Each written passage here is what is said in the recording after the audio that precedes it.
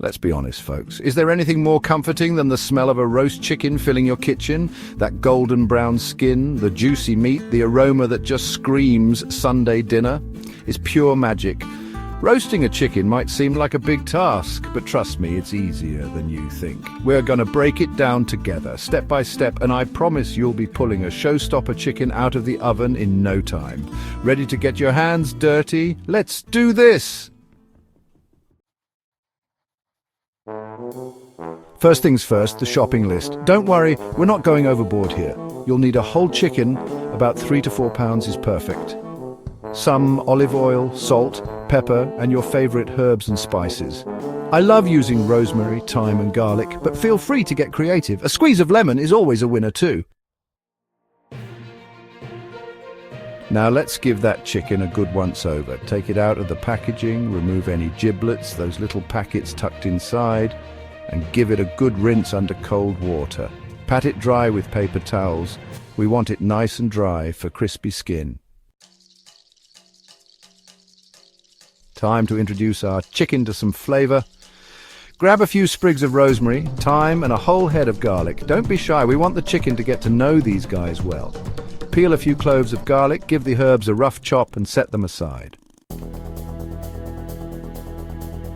Section 5, Seasoning Sensations. Next up, seasoning. Drizzle that chicken all over with olive oil. About a tablespoon or two should do the trick. Now get in there with your hands and rub it all over, making sure you get every nook and cranny. Time for the salt and pepper. Be generous here, folks. We want flavor. Section 6, Stuff it good. Remember those aromatics we prepped earlier? Now's their time to shine. Take a few sprigs of rosemary and thyme, along with those peeled garlic cloves, and stuff them inside the cavity of the chicken. This will infuse the meat with incredible flavor as it roasts. Section 7, Trussing time. Trussing might sound fancy, but it's just a fancy word for tying the chicken's legs together. This helps it cook evenly and prevents the legs from drying out. You can use kitchen twine or even some toothpicks if you're in a pinch. Just loop the twine around the ends of the drumsticks and tie it up. Section 8, Roasting pan rendezvous. Grab a roasting pan and toss in some chopped vegetables like carrots, potatoes, and onions.